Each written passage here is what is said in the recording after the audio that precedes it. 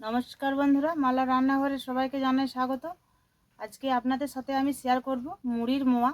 তার জন্য নিয়ে নিয়েছি একটি গামলিতে 200 গ্রাম মুড়ি। এখানে আমি নিয়ে নিয়েছি 400 গ্রাম আখের গুড়।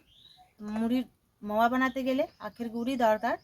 তো বন্ধুরা, আখের গুড় দিয়ে মোয়া বানালে ভালো হয়, তার জন্য আমি আখের গুড়ই নিয়েছি। আপনারাও এভাবে আখের গুড় দিয়ে বানাবেন। মুড়িটা আমি চালুনি দিয়ে চেলে নিয়েছি, যাতে পোড়া মুড়ি বালি না থাকে। তার জন্য পোড়া মুড়ি বালি থাকলে পরে মোয়াটা খেতে ভালো লাগবে না। এখন আমি উনুনটা ধরিয়ে কড়াটা চাপিয়ে দেবো।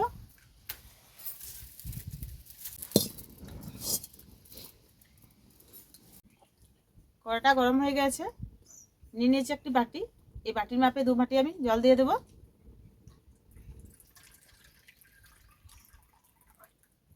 জল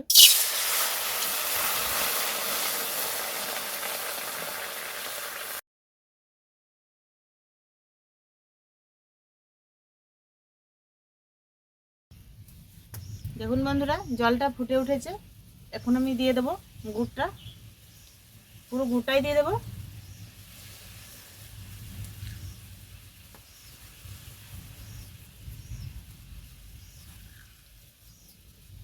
দেখুন বন্ধুরা, আখের গুড়টা কত সুন্দর কালার। মোয়া বানাতে গেলে এরকমই গুড় চাই।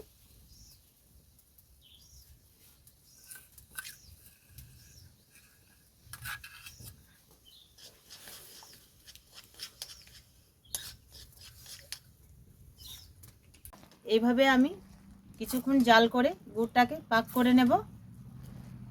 আর এইভাবে ঘন ঘন নাড়তে হবে, না হলে উতলে পড়ে যাবে। দেখুন বন্ধুরা, দেখে বোঝাই যাচ্ছে আর কিছুক্ষণ জাল করলে গুড়ের পাকটা আমার রেডি হয়ে যাবে। দেখুন বন্ধুরা, গুড়ের পাকটা আমার রেডি হয়ে গেছে। আর কিভাবে বুঝতে পারবেন তাও আমি দেখিয়ে দিচ্ছি। এভাবে একটু হাতে জল লাগিয়ে নিতে হবে। এভাবে হাত দিয়ে দেখতে হবে যাতে চিটচিটে লাগছে কি লাগে না। যদি চিটচিটে লাগে তাহলে বুঝতে পারবেন যে গুড়ের পাকটা আমার রেডি হয়ে গেছে। আপনারা যদি গরমে হাত না দিতে পারেন তো এভাবে, এই দেখুন লেগে লেগে পড়ছে গুড়টা, এভাবেই বুঝতে পারবেন যে গুড়ের পাকটা আমার রেডি হয়ে গেছে। গুড়ের পাকটা আমার সম্পূর্ণ রেডি হয়ে গেছে। এখন আমি অল্প অল্প করে মুড়িটাকে দিয়ে দেব।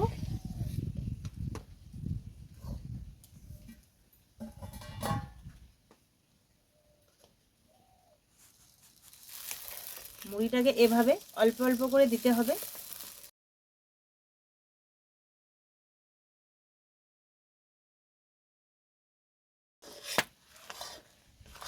অল্প অল্প করে মুড়িটা দেব আর এইভাবে গুড়ের সাথে মেখে নেব।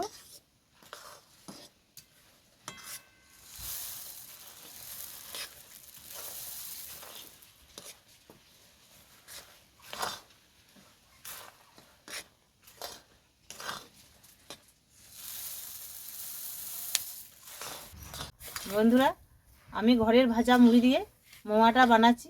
আপনারা চাইলে দোকানের মুড়ি দিয়েও বানাতে পারেন। তো ঘরে ভাজা মুড়ি হলে খুব ভালো বানানো হয়। তো দেখুন বন্ধুরা, গুড় মুড়ি খুব ভালো করে আমি মেখে নিয়েছি। এখন আমি ঠান্ডা করে পাক দেব।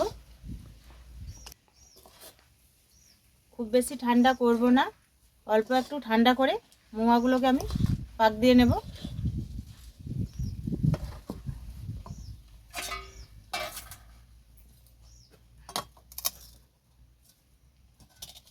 তো অল্প একটু ঠান্ডা হয়ে যাক, তারপরে আপনাদেরকে দেখাবো আমি কিভাবে পাক দেওয়া যায়।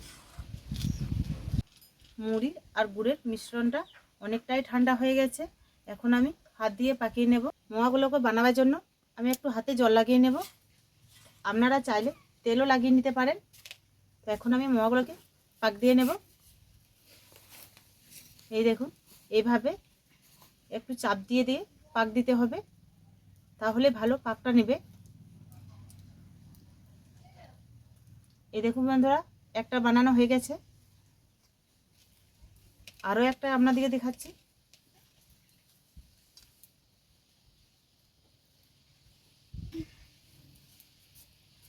এভাবে খুব ভালো করে চাপ দিয়ে দিয়ে ভালো করে পাক দিয়ে দিতে হবে। এই দেখুন আরও একটা বানিয়ে নিয়েছি। এভাবে সবগুলোকেই বানিয়ে নেব।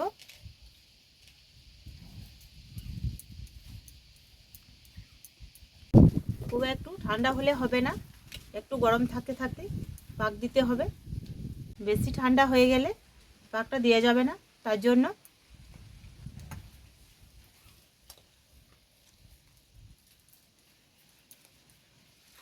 বন্ধুরা, মুড়ির মোয়া সারা বছরই খাওয়া যায়। বাচ্চা থেকে বড় সবাই পছন্দ করে এই মুড়ির মোয়া। তো বন্ধুরা, এভাবে একবার বানিয়ে খেয়ে দেখবেন, ভীষণ ভালো লাগবে।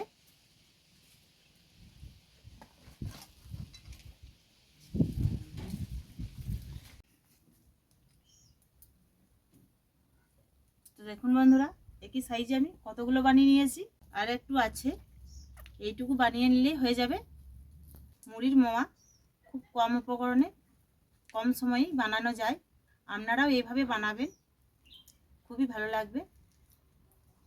দেখুন বন্ধুরা, মুড়ির মোয়া খুব ভালো মতো করে আমি বানিয়ে নিয়েছি। কত সুন্দর হয়েছে, খেতে খুব ভালো লাগবে। আমার তো দেখে মনে হচ্ছে খেয়ে নিই। তো আপনাদের কি মনে হচ্ছে আমি জানি না, আপনাদের কি মনে হচ্ছে অবশ্যই কমেন্টে জানাবেন। এখন আমি মোয়াগুলোকে 20 মিনিটের মতন ফ্যানের হাওয়াতে শুকিয়ে নেব, তাহলেই অনেকটাই শক্ত হয়ে যাবে।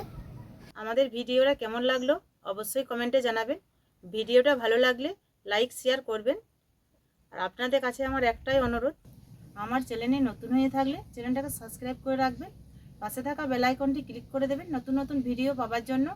ভালো থাকবেন, সুস্থ থাকবেন, সাবধানে থাকবেন। দেখা হচ্ছে পরের ভিডিওতে নতুন কোনো রেসিপি নিয়ে। টাটা বন্ধুরা।